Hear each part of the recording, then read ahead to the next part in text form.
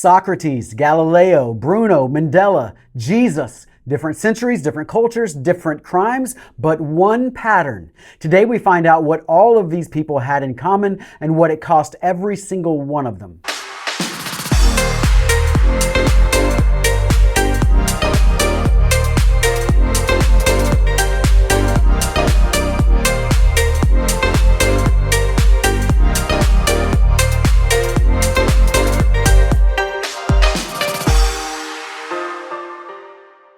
Hey, what's up everybody? Welcome back to this edition of Creating the Future with me, Dr. Brent Simpson, where we dive into stories and truths and deep questions that help us shape our faith, our families, and ultimately our future. Now, why did I just emphasize questions? You're about to see. Because there once was a man who had no army, he held no political office, he almost owned next to nothing, and the most powerful city in the ancient world sentenced him to death anyway. Not for violence, not for treason, but for questions. And you might think I'm talking about Jesus right here, but I'm actually not. Because last week I introduced you to Socrates and his views on democracy. And he's going to ask so many questions, it's going to cause uprising and issues that's going to eventually put him to death, especially as he questioned the Roman gods, or the ancient Grecian gods, I should say. And today what I want you to see is this, that history has a pattern, and once you see it, it's really hard to unsee it, that power always has the same reflex when it's confronted with the right question at the right time. And that reflex is what? Well, it wants to silence the questioner. Today, we're going to trace that pattern through history, through philosophy, through the pages even of the New Testament, because it turns out that the greatest question asker who ever lived wasn't a Greek philosopher, and the system did to him exactly what it does to everybody. So stay with me. Now, the year is 399 BC. A man was sentenced to death in the city of Athens. He was not a criminal. He had no army. He had no political power. His only crime was simply asking questions. And that man was the philosopher Socrates that we talked a lot about last week. The leaders of Athens had accused him of corrupting the youth and challenging the beliefs of society. And his punishment was simple. They made him drink poison. Now, at first, this may sound unbelievable. Why would a society fear someone whose only weapon is ideas? But that is precisely the point. Ideas in the right hands at the right moment are not harmless. They are the most disruptive force in human history. And the powerful systems, the political systems, the religious systems, the cultural systems know this instinctively, even when they have a hard time articulating what it is. And Socrates was not killed because he was dangerous in any conventional sense. He was killed because his questions were making the wrong people uncomfortable. He was exposing the gap between what Athenians claimed to be and believe and what Athenians actually was, what Athens really was. And the city decided it was easier to silence the man than to tolerate and put up with his questions, or, God forbid, even answer the questions. Now, if this were an isolated incident, one city, one man, one bad decision, we could file that away as a historical anomaly and then we could just move on. But it is not isolated. This pattern repeats itself across centuries, across cultures, across continents, throughout all of history and time. We see this pattern. In fact, for instance, Giordano Bruno was an Italian philosopher and mathematician in the 16th century. He defended the idea that the universe was infinite and that other worlds might exist within our own. These were not fringe ideas, they were logical extensions of the emerging science of the time, but they challenged the cosmology the church had built its authority around. In 1600, Bruno was burned at the stake in Rome. The threat was not his behavior, it was his thinking, his questions. Now, Galileo looked through a telescope and confirmed what Copernicus had theorized, that the earth moves around the sun, not the other way around. The science was sound, the evidence was observable, but the implications threatened the church's model of the universe, which was also its model of authority. Galileo was placed under house arrest for the last 9 years of his life. He was jailed for not for what he did, he was jailed for what he saw, what he believed, and what he questioned. the power of ideas. Martin Luther was an Augustinian monk and theologian who began asking some very specific questions, and he would ask, is the church's authority actually grounded in Scripture? He went on to nail the 95 Theses to the church door in Wittenberg in 1517. You've probably heard that story before. But this was not a declaration of war when he did that. It was an invitation simply to debate this subject. It was a question basically that he's putting out there to go, is this the way it should be or not? And the institution responded by excommunicating him and declaring him an outlaw of the Holy Roman Empire. One man with questions nearly split Western Christianity in two. Nelson Mandela is another example. He spent 27 years in a South African prison. He was not in prison for violence. He was in prison for the idea that apartheid was wrong, that black South Africans were entitled to the same exact dignity and rights as anyone else. The idea was the threat. The questions were the threat. The system responded the way that it always responds. And you see this over and over and over. The pattern is not coincidental, it's structural. Every system of power, whether it's political or religious or cultural, rests on a foundation of shared assumptions, of shared beliefs. When somebody steps outside of those assumptions and begins examining them openly, the system does not experience that as an intellectual curiosity like we would hope. It experiences it as an existential threat. Therefore, we have to respond accordingly. That's the way systems operate. So let's slow down and think carefully about why this happens, because understanding the mechanism here matters. All authority rests on the legitimacy of truth, and legitimacy rests on belief. See, people obey governments, institutions, and social structures not primarily because of force, though force is always present as a backdrop if it's needed, but they obey primarily because they believe those structures are right, or at least inevitable at the very minimum. The moment a significant number of people begin questioning that belief, the authority that depends on it becomes fragile. Now, philosophers do something very dangerous to systems of power. They ask questions most people never think to ask. Things like, why do these rules exist? Who benefits from them? Are they actually true? Are they actually just? And stable societies depend on shared beliefs. Political systems, economic systems, cultural traditions all rely on certain assumptions being accepted without examination. Most people simply live within these assumptions. But philosophers are unique because they have a tendency to step outside of them, and then they examine the system itself from the outside instead of from simply being told what to believe. And once people begin questioning the foundation of a system, authority can start to feel fragile. See, there's a concept in political science called the Overton window, the range of ideas that a society considers acceptable or thinkable at any given moment. Philosophers, reformers, and prophets push that window. It's outside of that range that's allowed to exist. And entrenched powers try to keep it close and keep it closed together. And history, more often than not, belongs to whoever is willing and able to move the range of ideas. So the ideas of people like John Locke and Jean-Jacques Rousseau about liberty, rights, and the nature of government did not overthrow governments overnight. It wasn't their ideas that suddenly changed everything. They changed how people thought about power, and when enough people begin thinking differently, societies eventually begin to change. Ideas move slowly, but once they spread, they reshape the world. This is why the questioner is always more dangerous to a system than even the soldier. The soldier threatens the body, but the questioner threatens the idea the body is dying for.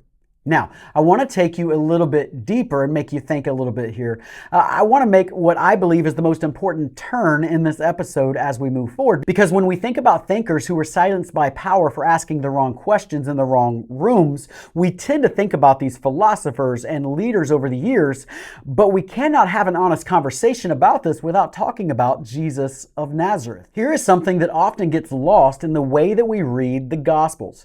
Jesus was, among everything else, he was a profoundly deliberate and devastatingly effective questioner. He rarely answered a direct question with a direct answer. He answered questions with questions. His questions were things like, who do you say that I am? Which of these three do you think was a neighbor to the man who fell into the hands of robbers? Why do you call me good? What is written in the law? How do you read it? This was not Jesus evading the answers or evading the questions. This was a method, a Jewish method that Jesus understood the way Socrates understood, that the right question at the right time has the power to actually be a key that opens people's minds and opens their thinking. Answer frequently closes something in a person, but a question opens something up inside of a person. Here is what made Jesus uniquely threatening to the religious establishment of his day. His questions did not just challenge ideas, they challenged identity. They exposed the gap between what the Pharisees and the religious leaders claimed to be and what they actually were. He asked questions that forced people to examine the system, the law, the temple authority, the social hierarchy, who was considered to be righteous and who could be expendable. He started asking questions that exposed the system, and then the system did exactly what it tends to do. The chief priests and elders and religious leaders, they didn't bring Jesus before Pilate because he raised an army. They brought him because he was moving the Overton window in ways they could not control. The crowds were listening, and the foundations were feeling less certain, less secure, and the institution decided, as institutions almost always decide, that it's safer to silence the man than to sit with the question. He was simply asking questions that's beyond the boundaries of what's socially acceptable within the institutions. Socrates was executed by a democracy for asking questions. Jesus was executed by a religious establishment for asking questions. In both cases, the threat was not violence, the threat was truth. Now, here's where the parallel begins to end and begins to break down in the most important way. Every other truth teller that power has silenced throughout history stayed silent. Socrates drank the hemlock, the poison, and he died. Bruno was burned and was gone. Galileo recanted under pressure. Mandela survived, but after 27 years of being in prison. The system always wins until it doesn't. Because Jesus answered the ultimate question from the other side of the grave. The ultimate question, the one every human being who has ever lived has had to face, is whether death has the final word, whether the silencing is permanent, whether the systems of this world are, in the end, more powerful than the truth they are trying to suppress. And the resurrection answer is simply this, a resounding no. Every philosopher who was executed for asking the right question stayed in the tomb, but Jesus did not. And the question changes everything about what it means to be a questioner, because it means the questioner does not ultimately lose. It means truth is not, in the end, suppressible. It means that what power buries has a habit in the hands of God of refusing to stay buried. And this is an important thing to note. Jesus did not just ask questions, he claimed to be the answer. He would say in John 14:6, I am the way, the truth, and the life. And he proved it in the only way that could never be argued away. He walked out of the tomb as the answer to that profound question about death. Now, so where does that leave us? I want to be direct with you because I think this is the most important thing I can say in this episode. The same pattern that executed Socrates, burned Bruno, imprisoned Galileo, and crucified Jesus, that pattern is not confined to history. It is alive right now in institutions, in cultures, in social circles, even in churches. Anywhere a system exists, the same reflex exists alongside of it. The reflex to silence the questioner. When they ask questions that are going to shift things too much, we cannot tolerate that. And the question I want to leave you with today is not an abstract philosophical one, it's a personal one. And the question is simply this: are you willing to be the one who asks? Because here's what I've observed, and I would be willing to bet you have too. Most people do not go along with the crowd because they actually believe everything the crowd believes. They go along with the crowd because of the cost of not going along with the crowd, because the cost is real. Social rejection is real. Being blacklisted is real. Professional consequences are real. The discomfort of being the only person in the room asking the question nobody else is willing to ask is real. It's so much easier to stay quiet. It's so much easier just to nod. It's so much easier just to live with the assumptions that everybody else is overlooking and not examining themselves. But Socrates would call that the unexamined life. In fact, he would say famously that the unexamined life is not worth living. Jesus would put it this way: then you will know the truth, and the truth will set you free. But freedom, at least in that sense, is not a passive gift. It is something that you arrive at by pursuing. You pursue truth, and that's where freedom comes from. Even when the pursuit is uncomfortable, even when the question is unwelcome, even when the system pushes back against you. Now, I'm not calling you to be a contrarian. That is not it at all. I am not calling you to ask questions for the sake of disruption. I am calling you to something much harder and much more important than that. I am calling you to refuse to let your intellectual and spiritual life be managed by whatever the crowd happens to believe this week. I am calling you to be the kind of person who looks at everyone else and just refuses to accept without examination what they are believing or doing. I am calling you to be the kind of person that has the courage to ask, but is this actually true? Is this actually right? Because when you do that, it'll probably cost you something. It cost Socrates everything. It cost Jesus everything, at least temporarily. But here's what history also shows us. The questioners are the ones who actually move the world. They are the ones who actually create the future. Hence the name of our podcast that we're listening to, our show that we're listening to today. It's the people who refuse to just go along with the status quo. It's the people who refuse just to accept everybody else's assumptions. It's those who question things and then sit with those questions long enough to have a new answer. Those are the people that history actually remembers. And more importantly, those are the people who actually change something for the better. Be a questioner, not despite the cost, but be a questioner knowing the cost and asking questions anyway. That is my challenge for every one of you who are listening today. And that is where we are going to land. I hope this episode has done something useful in you. I hope it's been beneficial to you, not just to give you information, but maybe in this case to give you permission.